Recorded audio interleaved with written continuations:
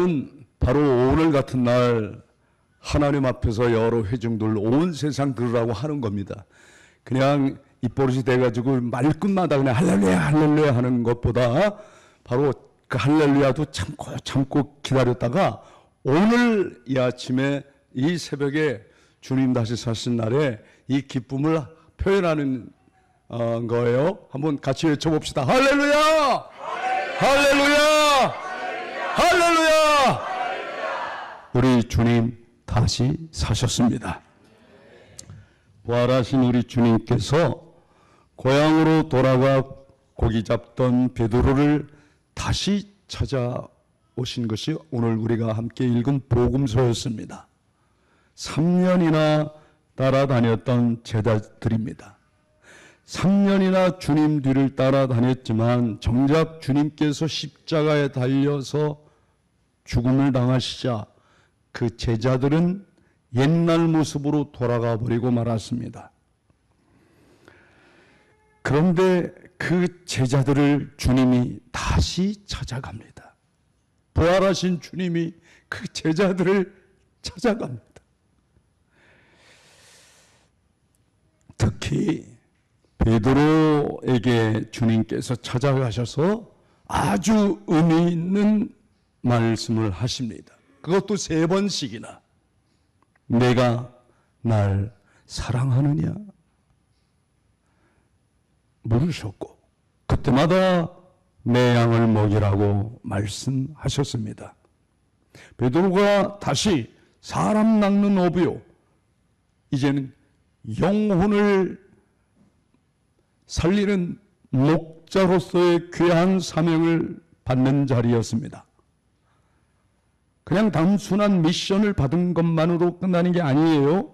여기에 아주 너무 심오한 뜻과 의미가 잔뜩 담겨 있습니다. 대화의 내용은 단순합니다. 네가 나를 사랑하느냐? 이 질문이 3번 있었고 그 질문이 있을 때마다 주님을 사랑합니다라는 고백이 있습니다.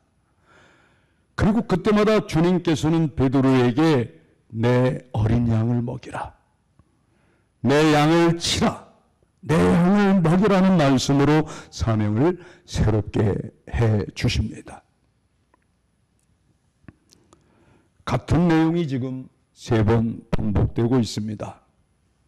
하지만 그 속에서는 분명히 바뀌는 것들이 있습니다. 오늘 우리는 그것을 관점의 변화, 이렇게 표현해 보도록 하겠습니다.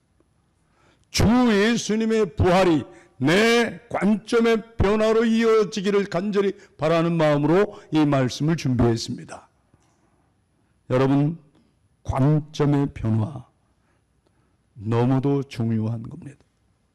이것이 바로 베드로 사도가 지금 참된 의미에서 목자의 삶으로 들어가는 출발점이라고 봐도 됩니다.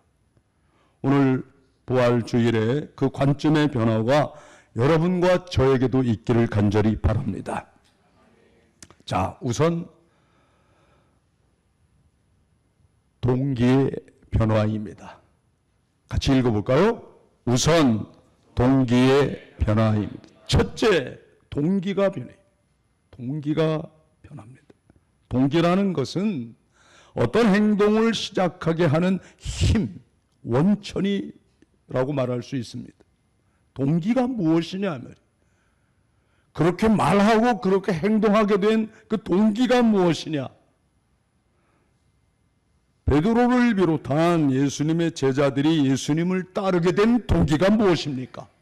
저들이 처음 주님을 따르게 된 동기는 물론 구약 성경을 통해서 계속 이야기되어진 하나님의 나라가 저 예수라고 하는 사람을 통해서, 저 나사렛 예수를 통해서 이루어질 것 같은 희망이 있었겠죠. 그러나 그건 어디까지나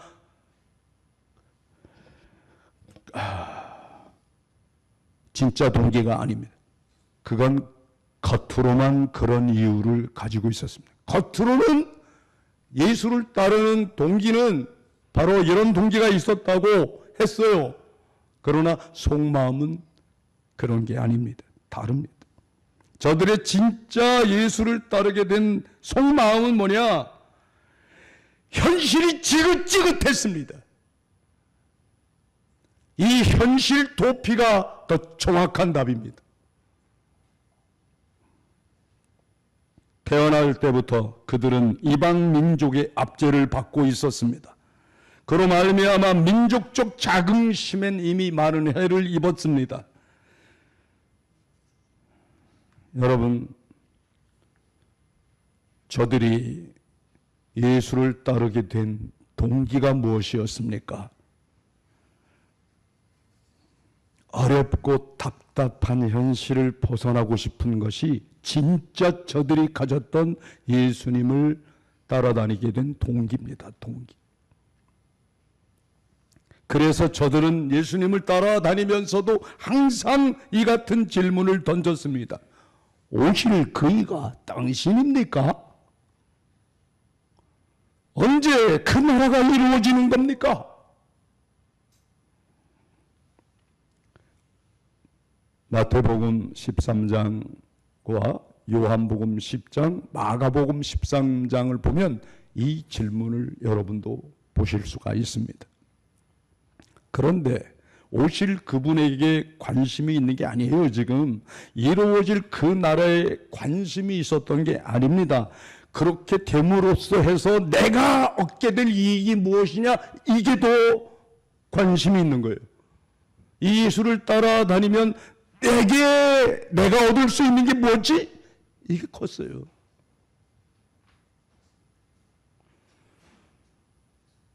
여러분, 지난주에 다일 천사병원과 이 설곡산에 각각 하루씩 와서 머물고 간 이영길 수사님, 그분이 무슨 목적이 있어서 왔습니까? 자기에게 무슨 유익이 있을 걸 바라고 지금 33년째 수도 생활을 합니까? 여러분 눈에는 그렇게 보이나요? 아닙니다. 그가 수사가 된 동기, 그리고 그가 수사가 되려는 목적, 그의 지금까지 삶의 과정을 저는 너무도 잘 압니다. 적어도 기성교회 다니면서 이 교회에 내가 어떻게 하면 장로가 될 수 있을까? 어떻게 하면 권사가 될 수 있을까?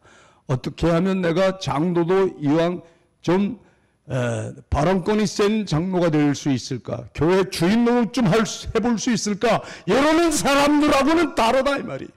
달라요. 여러분,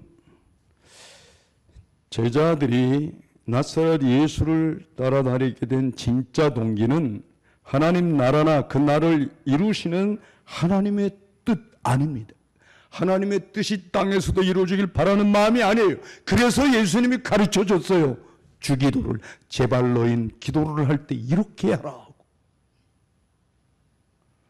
그들의 진짜 동기는 어렵고 비참한 이 현실보다 보다 나은 삶은 없을까? 보다 더 나은 삶이에요. 여러분, 이 부분을 부정할 수 있습니까?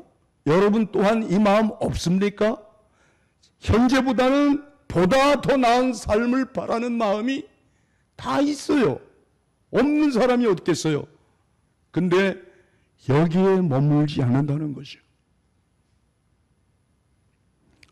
사랑하는 형제자매 여러분, 우리가 신앙생활하는 이유가 또 이렇게 다일 공동체를 통해 다일 복지재단이나 데일리 다일이나 작은 천국에서 다일 작은 천사병원에서 헌신하는 이유가 어디에 있습니까? 혹시 우리도 겉으로는 하나님의 나라와 하나님의 의 이렇게 말로는 그럴듯하게 하지만 동기를 정말 우리가 어디에 두고 있는지, 어떤 동기로서 왔는지 묻고 싶다는 거예요. 많은 목사님들 중에 또 제가 가톨릭 사제가 된 사람들 가운데에도 얘기를 많이 들어봤어요.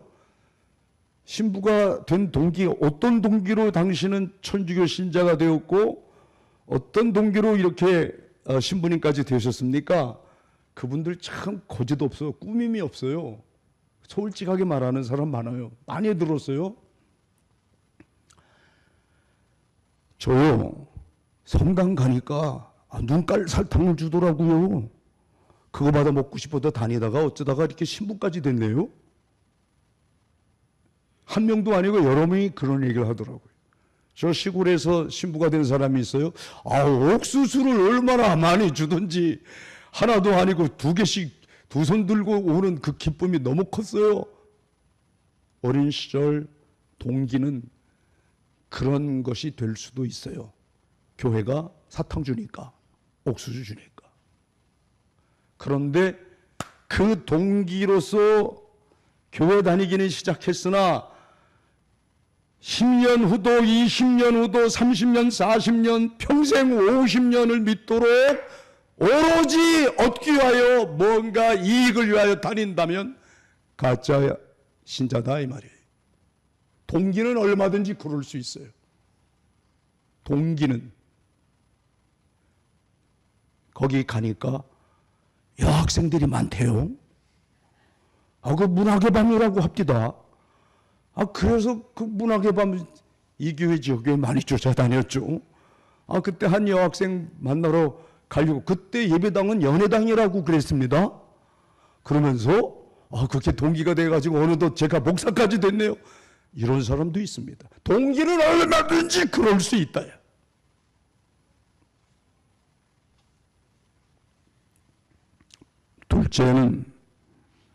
둘째는 목적의 변화입니다. 목적의 변화. 도대체 지금까지 주님을 따르는 목적이 뭐냐 이 말이에요.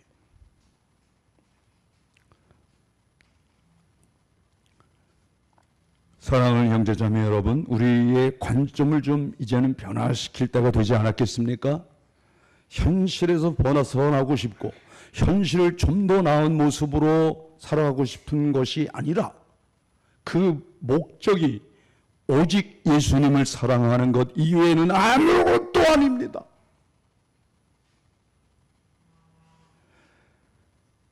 나는 예수님이 너무 좋아서, 그 예수님을 너무 사랑해서, 나는 예수 없이는 살아갈 수 없는 존재라서, 목적이 이렇게 오직 사랑으로, 사랑 때문에, 사랑으로 사랑하기에 더 이상 할 말이 없네. 이렇게 가볼 수는 없을까 해서 우리가 오늘 부활주일에 예수 부활이 내 관점의 변화가 되기를 바라는 마음으로 오늘 말씀을 증거하고 있습니다. 제자들이 가졌던 주님을 따르는 목적, 동기와 별반 다르지 않았습니다. 조금 다른 관점에서 이런 것들을 이야기할 수 있습니다. 저들은 이 땅에서 이루어질 정치 체제가 달라지기를 바랬습니다. 그러니 그런 질서에서 저들이 생각한 목표는 무엇이겠습니까? 저들의 한결같은 목표는 예수님 그 다음 자리입니다. 예수님이 이때로 예루살렘에 올라가서 많은 군중들에게 감동을 주고 기적을 베풀고, 이렇게 우리가 따라다니면서 직접 눈으로 본 것처럼 죽은 자를 살리고 5,000명이 넘는 군중들을 먹여 살리는, 물을 포도주로 바꾸는 이런 놀라운 기적을 행하기만 하면 저는 왕으로 등극하는데, 그 다음에 그 예수님 다음 자리, 좌의정 자리는 누구며 우의정 자리는 누구냐, 여기에만 관심이 있던 사람들이 제자였습니다. 예수님 다음 자리는 누구냐. 하루는 길을 가는데 제자들이 길에서 서로 다툽니다. 마가복음 9장 33절 이하를 보면 너무 잘 나옵니다. 서로 말다툼을 합니다. 그런데 다투는 이유가 뭡니까? 누가 더 크냐? 누가 더 크냐? 우리 제자들 중에 누가 더 크냐? 이 문제로 싸운 것입니다. 예수님이 주인이 되는 나라가 되면 예수님 다음 자리는 바로 나 자신이어야 한다는 제자들의 기재기가 있었던 겁니다. 힘겨루기가 있었던 거죠. 이런 제자들을 보고 주님은 애들아, 너희가 어린 아이와 같이 되어야 한다. 그렇지 않고는 천국에 들어갈 길이 없다. 왜들 이러냐? 그런데 그런 얘기를 들은 제자들이건만 마가복음 10장 35절 이하로 가보면 예수님께서 마지막으로 예루살렘으로 향하는 길에서도 또 이런 일이 벌어집니다. 그때 세베대의 두 아들이라 그랬는데 그 모친을 통해서 야고보와 요한이 직접 말한 게 아니에요. 자기가 직접 이미 그런 마음이 의중이 많았지만 직접 말하는 것보다 자기 엄마를 통해서, 어머니하고 예수님하고 서로 가까운 사이니까 어머니를 통해서 다시 한번 이렇게 예수님 마음을 확인해 보고 싶어서 묻습니다. 요청을 합니다. 주님, 주의 영광 중에 하나는 주의 우편에, 하나는 주의 좌편에 앉게 해 주십시오. 야고보와 요한을 자기 두 아들들이 그 자리에 앉게 해달라는 부탁을 하는 거예요. 청탁이 있었습니다. 얼마나 예수님 마음이 아프셨겠습니까? 내가 이런 꼴 보느라고 이런 제자 불러다가 죽어라.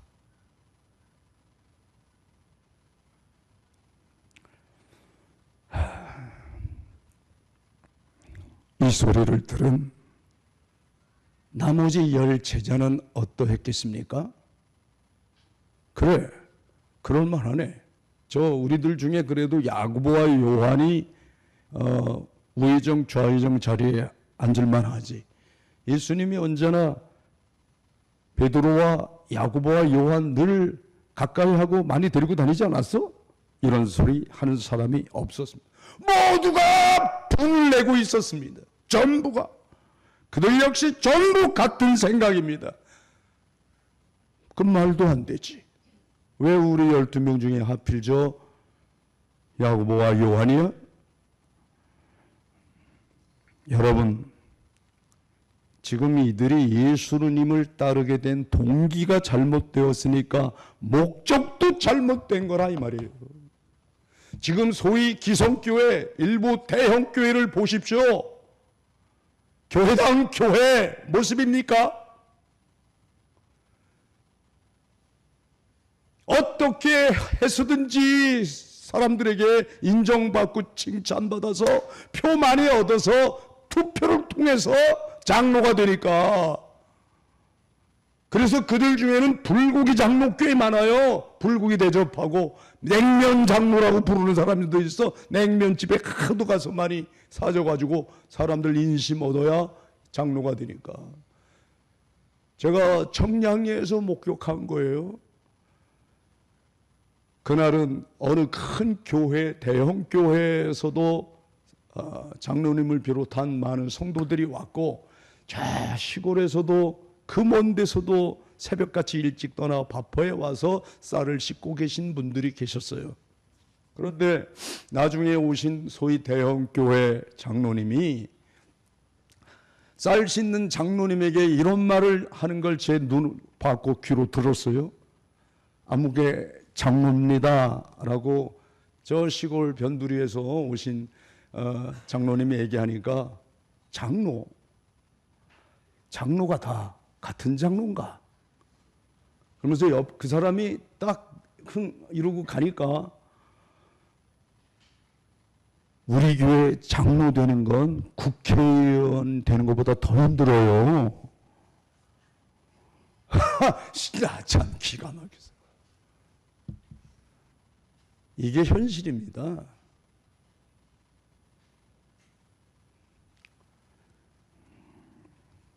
그래서 어느 날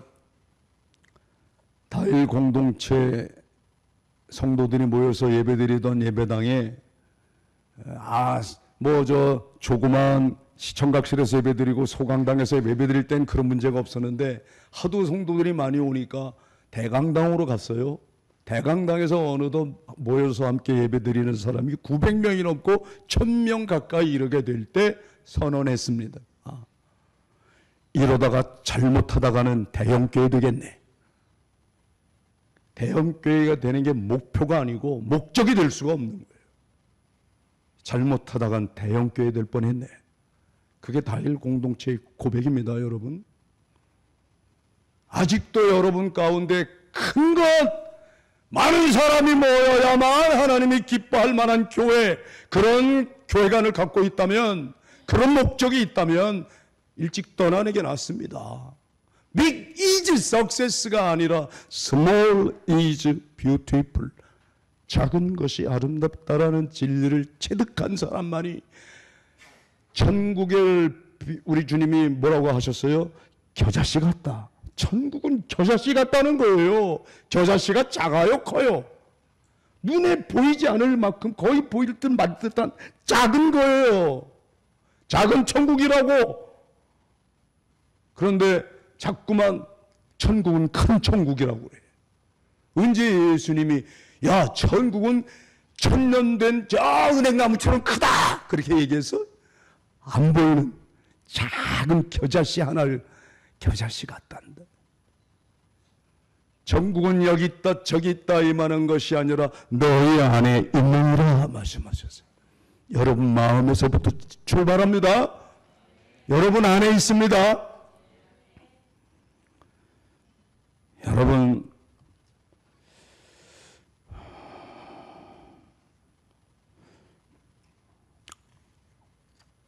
사실 우리도 엄밀히 따지고 보면 이런 마음이 있는 거 아니에요?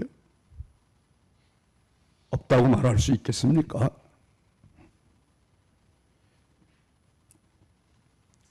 그렇다면 우리 예수님은 무엇입니까? 목적이 되어야 할 예수님이 우리 목표를 이루는 수단, 방법, 도구가 된다면 이건 잘못된 신앙이다 이 말입니다. 사랑하는 형제자매 여러분, 우리 관점의 변화가 있는 부활주일이 되기 바랍니다. 예수님을 도구로밖에 보지 않는 그런 사기꾼, 싹꾼들처럼 우리 살지 말읍시다. 우리가 찬송을 부르고 기도하는 것이 전부 성공을 위한 도구에 지나지 않는다면 이건 우리 예수 잘못 믿는 겁니다. 이 시간 여러분 자신을 돌아보시기 바랍니다.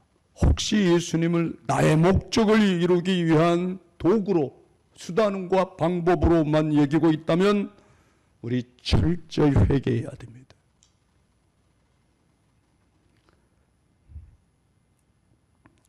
우리도 베드로처럼 디베아리아 바닷가에 갈릴리 호수에 다시 찾아오신 예수님을 만나야 됩니다. 그리고 주님으로부터 이 질문 들어야 합니다.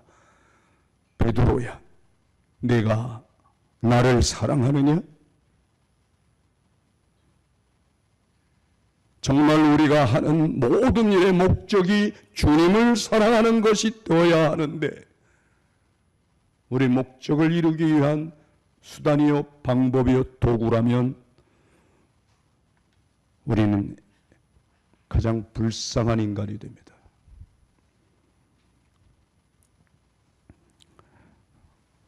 주님은 이걸 확인하고 또 확인하고 또 확인하기 위해 3번씩이나 물었습니다. 그만큼 중요합니다. 내가 날 사랑하느냐? 오늘 이 음성을 베드로에게 하는 말씀으로 들어서는 안 됩니다. 지금 여기 있는 나에게 주님이 물어보시는 질문으로 들어야 합니다. 우리의 목적이 오직 예수님을 사랑하는 것 이외에 다른 것일 수 없음을 분명히 합시다. 첫째는 동기의 변화, 두 번째는 목적의 변화, 마지막으로 셋째가 과정의 변화도 있어야 합니다. 과정까지도.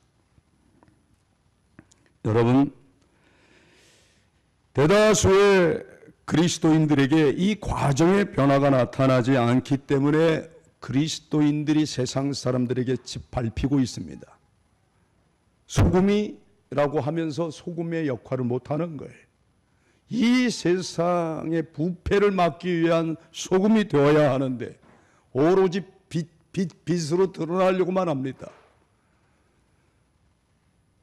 성경에는 너희는 세상에 빛이 되어라, 소금이 되어라 하신 일이 없어요. 빛과 소금이 아니라 소금과 빛입니다. 소금과 빛. 한문으로 말하면 염광이에요. 염광. 시차가 있다고요. 먼저 세상에 소금이다 되어라라고 말한 적도 없습니다. 너희는 세상의 소금이다. 소금이 만일 짠맛을 잃으면 밖에 버리어 사람들에게 밟힐 것이다 말씀하셨어요. 그게 소금이에요. 소금이 제맛을 못 내면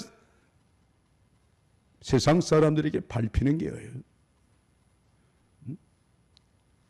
아무 영향력 없는 인간이 되고 마는 거죠. 소금이 제 맛을 내야 될 거 아닙니까? 언제 맛을 내는데 뭐 무슨 말이 필요합니까? 묵묵히 자기를 녹이면 되는 거지. 그 이후에 하시는 말씀이 너희는 세상의 빛이다. 빛이 되어라 한 적도 없어요. 될 것이니라고 미래형도 아니에요. 이미 현재 진행형입니다. 이다. 너희는 소금이다. 너희는 빛이다. 우리 정체성을 그렇게 밝혀주셨습니다. 그런데 이 소금이 되지 못하고 빛이 되지 못하는 이유가, 지탄받는 이유가 도대체 뭐냐? 세상 사람들이 기독교 비난하는 이유가 뭡니까? 이 세상 사람들만도 못한 모습을 교회 다니는 사람을 통해 발견하기 때문이에요. 세상 사람들은 그리스도인들이 보다 높은 차원의 삶을 살아가기를 원해요. 자기는 믿지 않아도. 그런데 세상과는 다른 것을 보기를 원하는데, 그런데 세상보다도 못한 행동들을 하니까 분노하는 거죠. 실망하고 가난한 성도가 되든지 교회 그러면 아예 교회 교회소리 하지도 마라. 여러분, 제가 오늘 마지막으로 세 번째, 동기의 변화뿐만 아니라 목적의 변화뿐만 아니라 과정의 변화를 말하는 이유가 있습니다. 베드로를 보세요. 그는 스스로 예수님을 사랑하는 줄 알았어요. 자기만큼 예수님만이 사랑하는 사람이 없다고 여겼어요. 다른 사람들은 다 예수님 배반해도 나는 그런 일 없을 겁니다. 이게 베드로의 생각이고 실제 그러고 믿고 살았어요. 나만은 안 그래. 나는. 그런데 어떻게 했습니까? 그 자신만만함이 여지없이 무너져 내리고 말았습니다. 주님을 3번씩이나 부인하고 말았던 겁니다. 아마 베드로 자신도 이 일에 충격받지 않았을까 싶어요. 왜? 자신은 주님을 배반할 거라고 상상도 안 했으니까. 호언장담을 하던 사람이 저 녀석은 다 주님을 배반하고 떠날 수 있어도 나는 안 그래. 그런데 그가 3번씩이나 그것도 어린 계집종 앞에서 저주하고 부인하고 말았습니다. 베드로는 이런 자기 자신에게도 실망하고 절망했을 겁니다.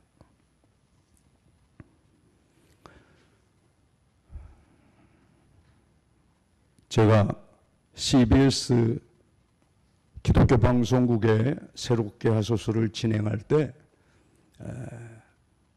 특집 방송을 마련해서 성지 순례를 가서 그 성지를 찍는 몇 개의 그 특집이 있었어요. 그때가 성지를 5번째 가는 일이었을 거예요. 5번째 가니까 물론 이제 방송국에서 원하는 그 내용들이 있어서 내가 가고 싶어 가는 게 아니라 방송국이 원하는 대로 가서 나는 이제 그들이 원하는 프로그램을 만들어야 되는 사람이니까 그게 하기가 싫은 거예요. 이 사람들이 가자는데 가는 게 시간이 아까워. 만약 저더러 시간을 내서 내 자유 시간에 있어서 내가 가보고 싶다. 예루살렘 아니 어디도 다 싫어. 갈릴리 호수에 가고 싶어. 바로 이 자리, 주님께서 베드로에게 네가 날 사랑하느냐 물었던 그 자리 가고 싶더라. 그 자리에 홀로 찾아가서 엄청 많이 울었던 기억이 납니다. 그때 마침 주님께서 애들아 내가 조반 차렸다. 주님이 숯불을 먼저 구워 놓으시고 생선을 구워 주시는 거예요. 마치 그때 그 숯불과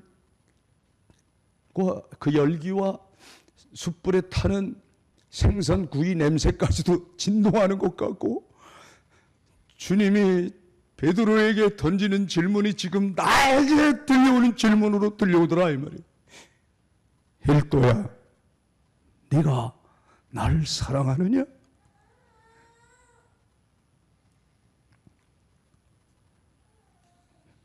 오늘 부활 대축일에 여러분에게 주님이 다가오셔서 이렇게 묻는 질문에 대답할 말 준비하시기 바랍니다.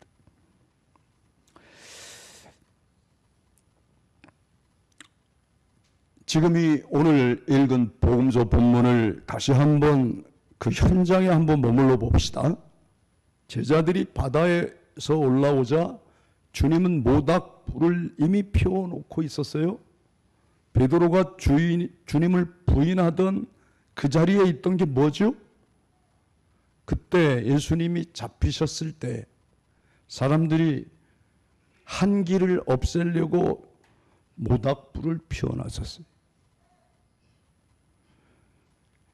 그런데 주님께서는 그 상황이 연상되도록 지금 베드로를 불러주시기 전에 모닥불을 피워놓고 기다리는 거예요. 또 있습니다. 주님께서 베드로에게 날 사랑하느냐고 3번이나 반복해 물어보셨는데 베드로가 주님을 몇 번 부인했습니까? 3번. 네가 날 3번 부인한 것을 기억나게 하시려고 했는지 잘 모르겠지만 그 예수님 의도에 대해서는 제가 잘 모르겠어요. 그러나 이 질문에 베드로는 대답도 제대로 못하면서 근심합니다. 그게 17절 말씀이에요. 근심했다 그랬어요. 수심이 가득 찼어요. 저도 정말 나에게 던져지는 질문으로 들었을 때 그 자리에 무릎 꿇고 통곡을 했어요. 그래서 우리 공동체 가족 몇 사람하고 다시 한번 그 자리를 찾아갔을 때 얘기해 줬어요. 형제예요, 자매요. 내가 여기에서 그때 그 음성 듣고 바로 처절하게 울던 자리야.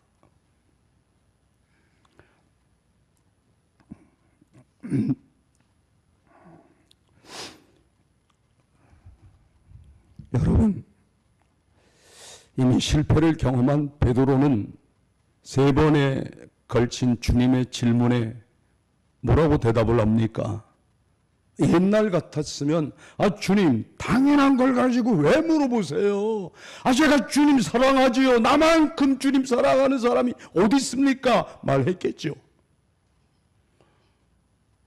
그런데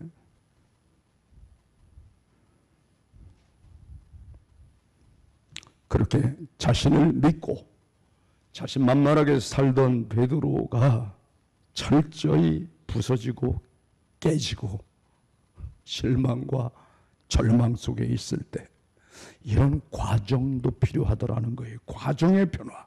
다른 게 아닙니다. 과정의 변화란 주님을 사랑하기에 실패하도록 배반하더라도 내가 흉측한 범죄를 저질렀다 하더라도 난 주님밖에는 없어요. 주님 저를 아시잖아요. 제가 주님밖에 없어요. 그래도 주님밖에 없어요. 빈손 들고 주님 앞에 나아가는 마음이 중요하다 이 말입니다. 이런 실패자들만이, 처절하게 무너져 본 사람만이 하나님 앞에 겸손해질 수 있습니다. 이런 자들만이 정말 주님이 원하시는 걸 이루어내는 도구가 되더라 이 말입니다. 지 잘난 맛에 지가 똑똑해서 자기가 명문대학 나왔기 때문에, 자기가 세상에 알아줄 만한 그런 신학교 나왔기 때문에 박사학위가 있으니까 그거 다 아니고 정말 뼈저리게 주님의 사랑을 고백하지 아니하군.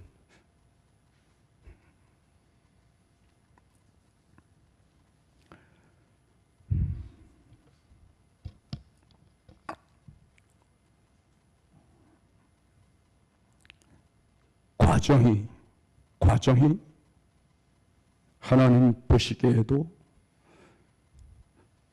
과정이 참 중요합니다. 동기와 목적과 과정, 그 어느 것 하나 우리가 잘못된 것이 있으면 바꿀 수 있는 기회가 되기를 바랍니다. 물론 한 번도 아니고 두 번도 아니고 여러 번 또 실패하고 또 배반할 수 있습니다. 처절한 상처와 시련이 있을 겁니다. 그러나 중요한 것은 과정이 점진적으로 바뀌는 겁니다. 우리가 살아가는 과정 속에서 하나씩 예수님 사랑, 그 예수님 덕분에 그 사랑으로 사랑하는 사랑의 순수성과 그 사랑의 깊이와 사랑의 넓이와 사랑의 지속성이 바깥으로 표현되기 시작합니다. 사람들이 사랑을 어떻게 표현하느냐에 따라 그 사람의 인격, 품격이 정해집니다. 사랑을 한다 해도 깊이 없이 천박하게 그렇게 사랑하는 것이, 그렇게 하다가 가는 게 얼마나 부끄럽겠습니까? 여러분, 우리는 아주 천박한 대통령 한 사람을 보게 되었습니다. 여러분이 생각하는 천박함과 여러분이 생각하는 고상함이 어떻게 분리가 되고 확인할 수 있습니까? 청량리 쌍굴다리 아래 밥 한 끼 얻으러 먹어오는 무위탁 노인, 가난하다고 헐벗었다고 누추한 옷을 입었다고 그들이 천박합니까? 천만의 말씀입니다. 저는 그분들 중에 고상한 인격을 너무너무 많이 봤습니다. 그러나 한나라 대통령이라도 이기적인 인간은 천박하기 짝이 없다는 겁니다.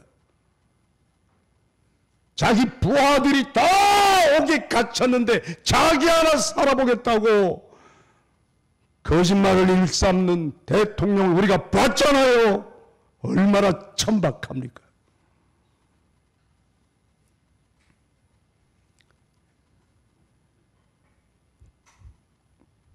(2025년) 부활 대축일에 우리 고상한 인격으로의 변화를 시도해 봅시다.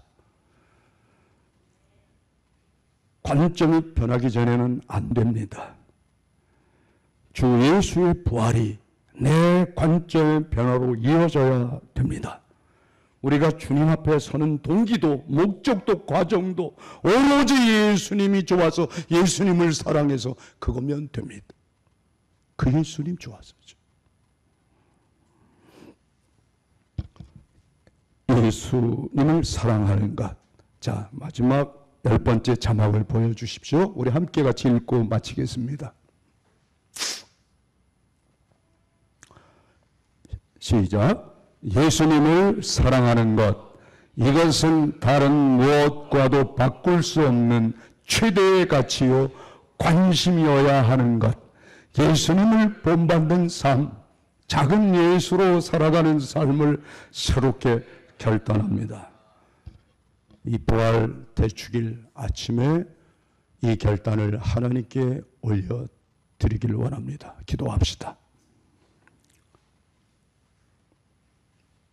주님, 내가 나를 사랑하느냐 3번씩 물으셨던 주님,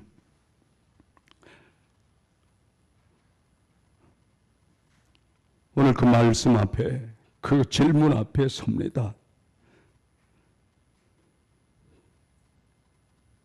주님을 부인했고 주님을 떠나 살았고 내 의지대로 내 뜻대로 살고 싶어서